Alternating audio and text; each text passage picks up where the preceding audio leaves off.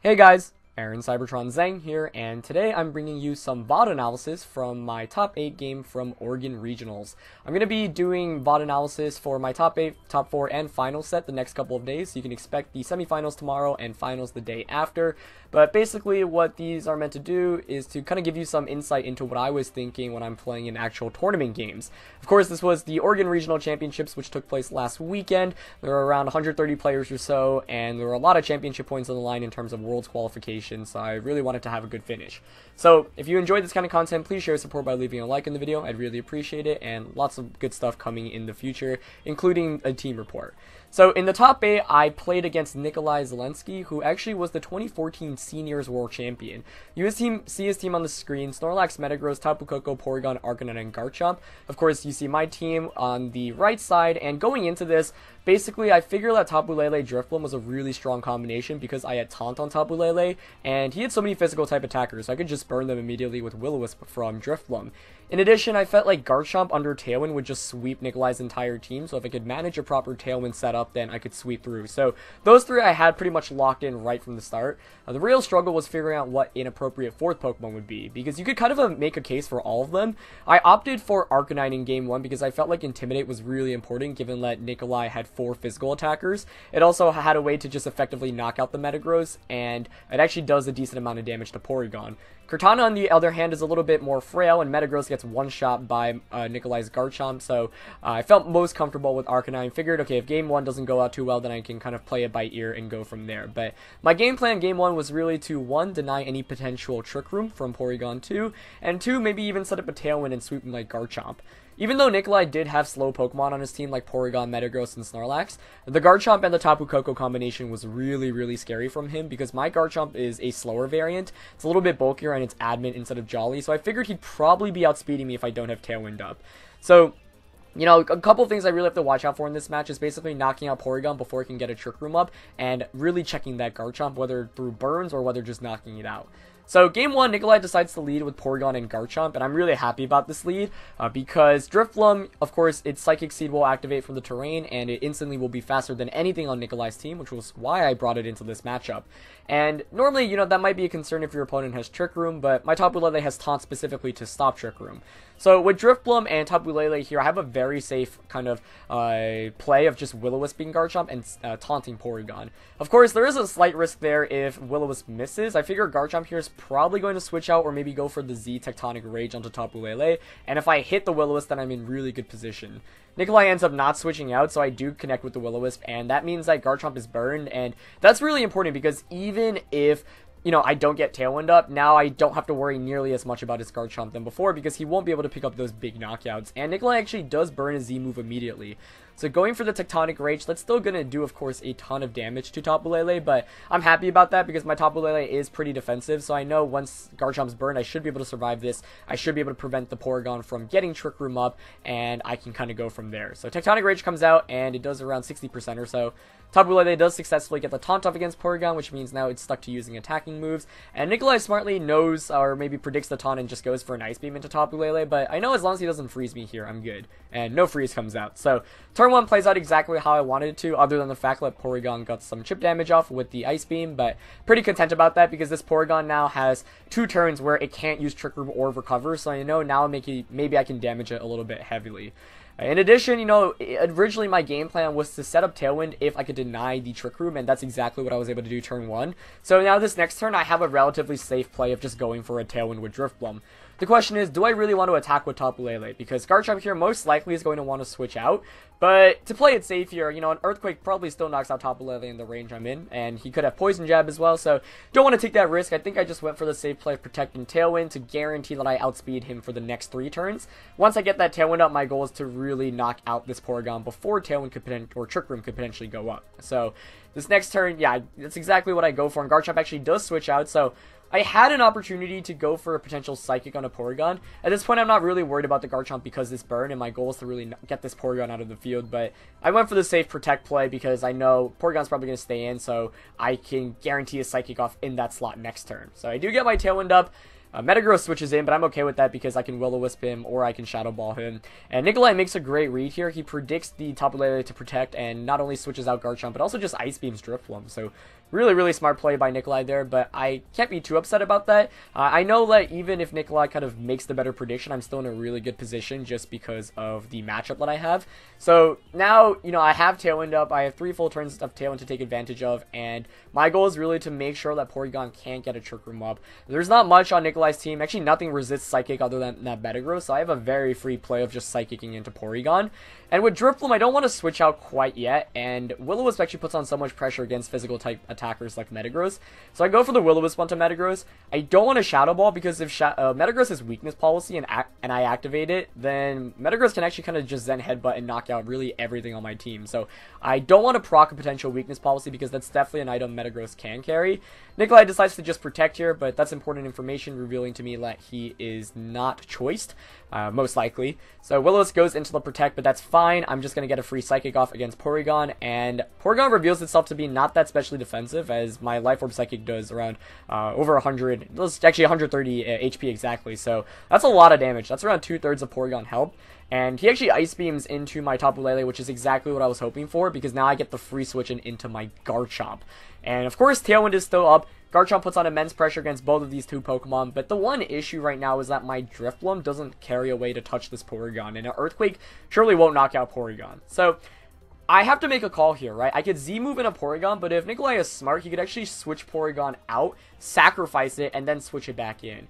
Without Tapu Lele and with Arcanine in the back, I actually don't have many great answers against Porygon at this point, so I'm kind of concerned. And I could very easily go for a Swords Dance here, trying to capitalize off Porygon switching out. Basically, if Porygon switches out and I Swords Dance, then that's pretty much the game locked up, because then Earthquake will knock out Porygon. But if I call it incorrectly, and let's say I Swords Dance when it just Ice Beams me, then I'm in some trouble. So here I decide to make the call. I say, okay, I think he's going to stay in with Porygon, so I'm just going to Will-O-Wisp Metagross and go for the Tectonic Rage. And I really hope it pays off, because if Porygon switches out, then I could be in some trouble for the late game, just because I don't have ways to really chunk out Porygon for effective damage. So Metagross switches out to Arcanine, and I'm thinking, okay, at this point, maybe he stayed in with Porygon. I really hope he stays in, because if I get the knockout, then I pretty much win the game with Garchomp and Drifloon in the late game. And he doesn't switch out Porygon, so really happy about that. Drifloon kind of wastes his turn Will-O-Wisping into the Metagross slot, but that was by far my safest play. There was no reason not to go for that, and once again, I still didn't want to proc a potential weakness policy. So Garchomp will now get the Tectonic Rage off against the Porygon. Of course, at -1 attack, but that is still really strong, and Porygon has already lost around over 2/3 of its health. So I'm fairly confident this Tectonic Rage should knock out even after the Intimidate. It could have been a damage roll, I'm not too sure about that, but I am Adamant instead of Jolly, and I am max attack pretty much, so I feel a little bit more comfortable with my chances.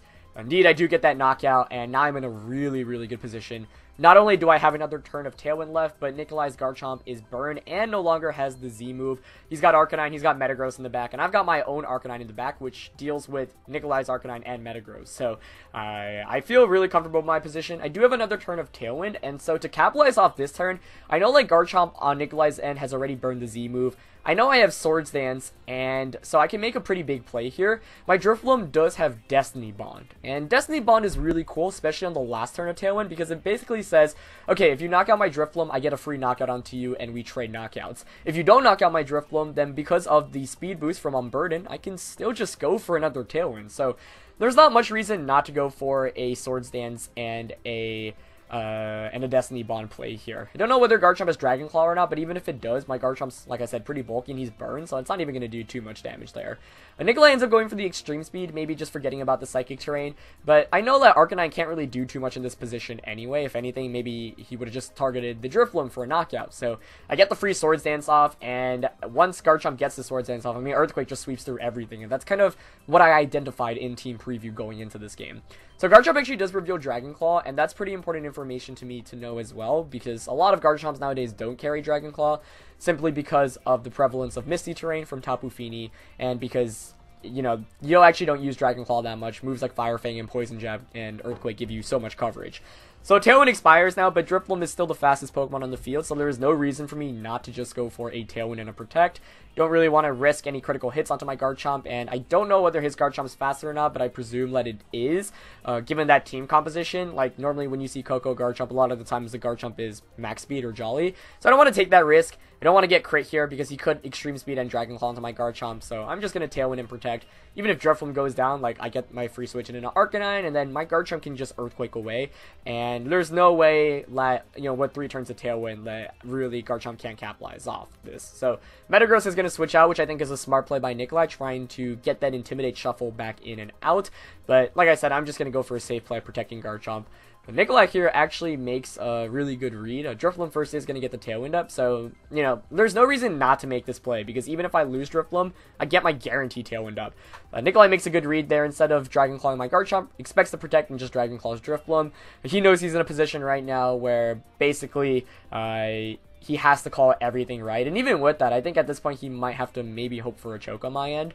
This next turn, I end up going for the EQ on, just the Earthquake in general with Garchomp, and I decided to Shadow Ball Metagross because I'm fearing Garchomp switching out into Arcanine to negate my attack again, and Metagross hanging on and having weakness policy. And Garchomp, I guess if he crits me here, that could be kind of bad, so that was something that I was worried about. Like, I haven't won the game 100% yet, because I believe Arcanine intimidated Garchomp once at this point, and so if Garchomp switches out and back in, and Metagross has weakness policy, then I actually just lose the game, and I, didn't want to take that chance because I didn't know Metagross's item. Instead, he actually switches Metagross back out into Arcanine, but I know that's okay with me, because, like, even let's say if he crits me, Garchomp's going to take a ton of damage, Drifloon's going to outspeed it, and I've still got my own Arcanine in the back. So I Shadow Balled the Metagross slot, like I mentioned, because I wanted to cover Garchomp switching out, and I do get the Earthquake, so that's going to be a guaranteed knockout onto the Arcanine, and it's still going to do a ton of damage to the Garchomp on Nikolai's, and at this point I am back to neutral attack, but because that Garchomp is burned, he's in KO range now, even from an Extreme Speed from the Arcanine that I've got in the back. So I feel like after this turn, I've pretty much locked up the game, even if he crits me there with the Dragon Claw. No crit comes out, Rough Skin comes out, and this Garchomp's on a timer now with burn as well. And with Metagross being Nikolai's last one, I feel, I feel like this game is pretty much wrapped up. Even like Arcanine itself in the back could solo against these two with an Extreme Speed and a Flare Blitz. At this point, I figure, I kind of want to figure out Metagross's item still because I don't know it, but I might as well just play it safe right now. He can Bullet Punch my Garchomp, and if I Shadow Ball Metagross and it's like really speedy Metagross, my Arcanine's not very fast, and so I don't want to take that risk. So instead, I just decide to go for a safe play. I'm just going to Shadow Ball here and attack with Garchomp. I want to figure out Metagross's moveset because up until this point, I've only seen Protect, so I really don't know what it's carrying, and that information would be pretty important for a best of 3 series. So I don't think there's much I could do to really lose this one, but once again, I'm really scared of super speedy, like, weakness policy Metagross, so I don't want to take the chance here of activating weakness policy. And even if I miss Will-O-Wisp, like, that's fine because I've got Arcanine in the back, which can just come in and knock out the Metagross in one hit. So Garchomp here goes for the Protect, but that's fine. It's going to faint in 2 turns anyway. Metagross opts for the Bullet Punch onto my Garchomp, so that's actually important information for me to know that Metagross is Bullet Punch. Because, that's 2 of its 4 moves confirmed at this point, Bullet Punch and Protect. But basically, I'm just gonna go for the Shadow Ball into the Protect because I want to cover the Garchomp option, because Garchomp, even when burned, still does a lot of damage to my Arcanine. So now I can bring in my Arcanine for free, and that's pretty much exactly the setup that I wanted. Able to get the Intimidate off against Garchomp, that doesn't matter too much, and I can just go for the Extreme Speed and obviously I've got 2 Pokemon that hit Metagross for super effective. I think this game I definitely played a little bit too scared of weakness policy, and I also wasn't sure whether like Metagross was trained to survive my Flare Blitz. So this next turn I actually go for an Extreme Speed on a Garchomp and a Will-O-Wisp on a Metagross.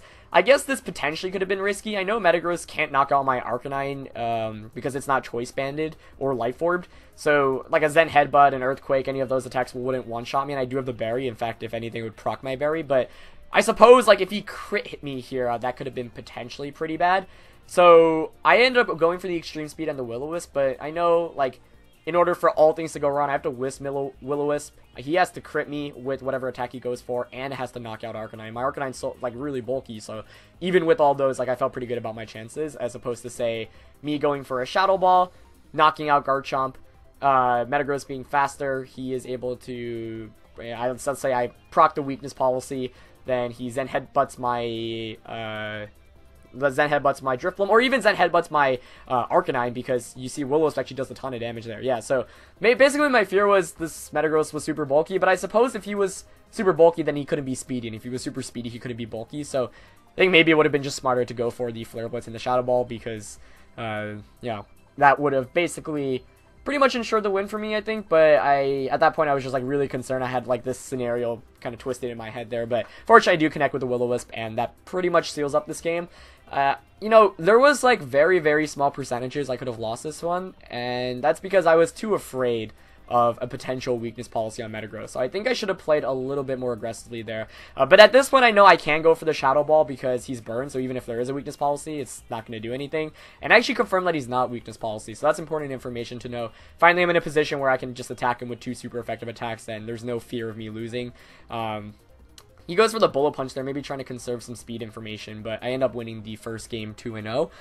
That ending was kind of long and drawn out, and I played maybe a little bit too risky just because of fear of something that wasn't ultimately there, but I don't think I really regret the plays that I made there too much, just because you can, I actually don't know how much EVs you need in Metagross to survive a Flare Blitz from Arcanine, since I am max attack, but I don't know, that was just something I was really paranoid about, perhaps too paranoid, and I think, if I would criticize my play, that was, the one main thing in the end there, where, I still could have lost, obviously to very, very small percentages, but it was still there. So I end up winning game 1, and we go into team preview for game 2, of course, still the 6 same Pokemon on both of our sides. I was actually kind of surprised that Nikolai didn't bring the Tapu Koko, because I felt like Tapu Koko gave my team some trouble. It can do a lot of damage to Drifloom, it can Dazzling Gleam my Garchomp, Thunderbolt does a ton to Kartana and to Metagross and to Arcanine. So one of my main fears actually was, suppose he goes with the fast mode with Tapu Koko and Garchomp, and he stalls out my Tailwind effectively because he's got some bulky Pokemon like that Porygon, like that Metagross, like that Snorlax. And then Garchomp and Koko can actually sweep me if Drifloom faints and I don't get Tailwind up a second time. So that was kind of my concern, but going into game 2, I was like, I don't think there's anything he can really do against Drifloom Lele, because let's say he leads Tapu Koko and Garchomp, then I can either just burn the Garchomp or I can, Tailwind Protect, and there's really not much he can do against that.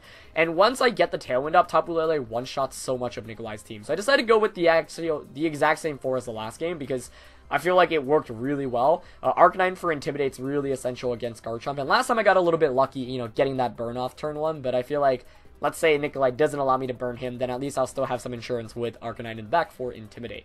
And really, it came down to me kind of debating between Kartana and Arcanine, because Kartana does outspeed Garchomp, but I really didn't want Metagross here, even though it made a lot of sense, just because of fear of Garchomp and Arcanine. Nikolai actually leads with that. So game 2, Nikolai does twist it up a little bit, and I think this is smart, because Arcanine and Garchomp provide a lot more offensive pressure than Porygon and Garchomp. So this time around, I'm a little bit more worried, right? I haven't seen Garchomp's full moveset yet. I've seen Dragon Claw, Tectonic Rage, which means Earthquake and Protect. I don't know the 4th move, though. It could be Swords Dance, could be Rock Slide, could be anything. So turn 1 here, I have a bunch of options, right? I could go straight for the Will-O-Wisp onto Garchomp, just like the last game, and Psychic into Arcanine. With Life Orb and Psychic Terrain and Modest Nature, unless it's super bulky Arcanine, Psychic pretty much guarantees the knockout. But I am afraid of 2 things here, a potential Z move on Arcanine as well, because let's say Garchomp switches out and Arcanine Z moves into Tapu Lele, that just outspeeds and one-shots me. That's not a risk I really want to take. So I decided to play conservative this first turn instead of taking any chances, because I don't know Arcanine's set really. I'm just going to go for a Tailwind and a Protect. There's not much that Nikolai can do against this other than maybe doubling up on Drifloom for a knockout or switching out. But even if he switches out, nothing is a safe switch in here once Tailwind goes up, because Tapu Lele is such a big threat. So Nikolai actually makes a great play here. He predicts me to protect from Tapu Lele, doesn't burn a Tectonic Rage like the last game. Also, the Porygon option is safe because it covers the Will-O-Wisp option for my Drifloom. So I just go for Tailwind and Protect because I know there's little downside to this, and Nikolai, makes an excellent read here. Predicts the Tapu Lele to Protect, doesn't do anything with that slot, and goes for a Wild Charge directly into my Drifloom, which does a ton of damage. Also confirming that that's offensive Arcanine with Life Orb. So it was a really smart play there by Nikolai because of the fact that he gets Porygon in safely. He pressures with Trick Room, but Arcanine puts on immense pressure still with a Flare Blitz. Life Orb Flare Blitz actually has a shot to just one-hit KO Tapu Lele, even if Tapu Lele is somewhat bulky. So that's definitely a concern. Tapu Lele's defense is not that great here. So I'm thinking, man, I really could have capitalized last turn by just attacking with Tapu Lele, but I played it safe and Nikolai read me like a book. But this next turn, I know he shouldn't be able to double up onto my Tapu Lele for a knockout if I withdraw Drifloon out into Arcanine. It's actually the exact reason why I brought Arcanine into this matchup, to not waste my Tailwind turns and to get Intimidates off. So that's exactly what I do. But that's a little bit scary because that means Drifloon loses its Unburden boost, and if I switch back in, then it's going to be slower than everything else. So I know I have to really play this correctly, so I'm kind of scared already because Nikolai made a really risky play that first turn, but it worked out so well for him, and it set me back significantly. So I bring in my Arcanine for the Intimidate because I expect the Flare Blitz. I expect a double target onto the Tapu Lele slot, but I feel like, okay, I still have to go for the taunt because if he Trick Rooms when I have Tailwind up, that's just really bad. So Arcanine goes for the Flare Blitz. I missed an opportunity to go for a Psychic, and I was heavily contemplating Psychicking Porygon, but I thought maybe Nikolai would read into that and just go for the Trick Room. So Arcanine is going to Flare Blitz, going to do 60% or so to my Tapu Lele, and the Ice Beam comes out. So once again, great plays by Nikolai. Both games I went for the taunt onto Porygon, and both games he just kind of ignored it and said, I'm just going to attack. And that's bad because I kind of wasted a turn of Tailwind there, and that's slightly concerning. However, this next turn I know, he can't Extreme Speed me onto the Tapu Lele slot. Porygons pretty much never carry Protect, so there's no reason for me not to double up into the Porygon slot here with a Psychic and a Flare Blitz. That actually has a decent chance to just knock him out if you remember how much Psychic did in the first game.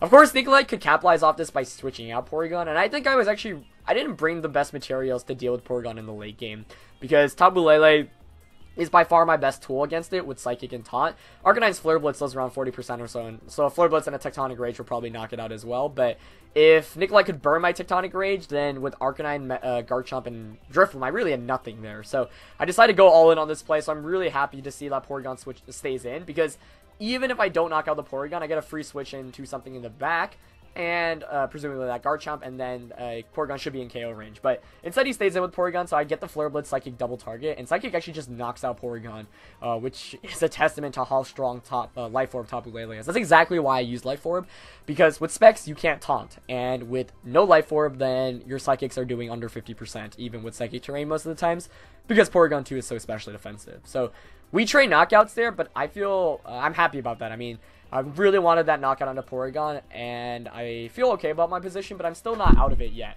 Basically, what I feel like this comes down to is, once again, the Garchomp kind of Tectonic Rage mind games, because I do have that Swords Dance on Garchomp, and that's one of the reasons why I really like Swords Dance on Garchomp. When you have Swords Dance, your opponent is inclined a lot more to just attack, even when Tailwind is up, because your opponent can't risk, Garchomp setting up a Swords Dance and then sweeping even after Tailwind expires.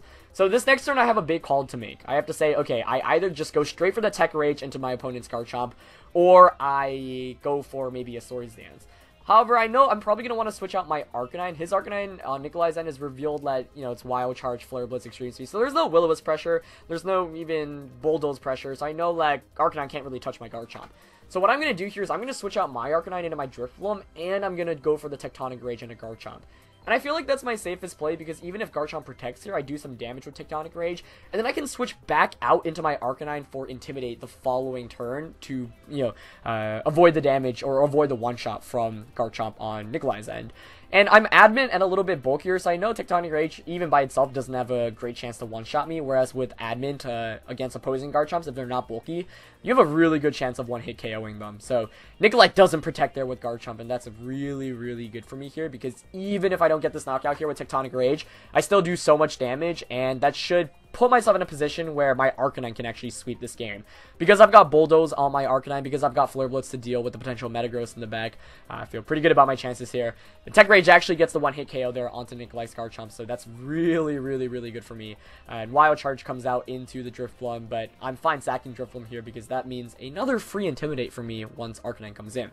So at this point, I definitely feel really good about my position, but I haven't seen Nikolai's last one. However, I'm not really too concerned about anything. If it's Snorlax, then Garchomp just wins against Snorlax with Swords Dance, and I also get an Intimidate off with Arcanine. If it's Metagross, that's game over instantly. Tapu Koko was probably the one I was most scared of, just because of potential critical hits, but because I've got Arcanine with Bulldoze, a simple Protector Bulldoze play would seal up the game, or I could just Earthquake and Bulldoze. I mean, there are a lot of options there. But I see Metagross, and I know this game is pretty much locked up at this point, with Garchomp being, still at full health, and me bringing in Arcanine against the Metagross, that, his Arcanine gets one hit off, I guess, but he can't even Extreme Speed me right now with Terrain up, so I pretty much have this locked up because I know he's not weakness policyed with that Metagross either, so I don't have to even worry about proccing a potential weakness policy. So Nikolai here goes for a Protect, which I think is a smart play. Might as well just try to see if something can happen. But I actually Protect with my Garchomp, fearing a potential Zen Headbutt. I actually go for the double Protect, basically to scout out for a Protect on Nikolai's end. He does go for the Protect there with Arcanine, which is good. And Metagross actually goes for the Meteor Mash, which I was kind of surprised about. But after seeing the Meteor Mash, the other reason why I double Protected there was to get rid of the Psychic Terrain. As at this point the stream was a little bit laggy, but yeah, without Psychic Terrain, without Life Orb or Choice Band, Metagross can't one-shot me. With Terrain up, I was fearing a potential Zen Headbutt, so there was little reason not to double Protect there. And so Nikolai's Arcanine goes for an Extreme Speed, but that actually just knocks himself out, and I'm okay with that because, you know, it's not really too much of a concern. Arcanine wasn't the threat at this point, and it was effectively a 2v1 at this point. I actually kind of make a small blunder here going for an Extreme Speed, going for the Extreme Speed originally onto Nikolai's, and I end up going for the Swords Dance. Perhaps a little bit too greedy. I should have just really Flare Blitzed and Swords Dance instead, but I didn't want that Arcanine to get anything off other than a potential Extreme Speed off, and I know that if Arcanine Extreme Speeds, it's just going to knock itself out. And I figured, okay, there's no scenario here because Arcanine is faster than Metagross. I think I've confirmed at this point.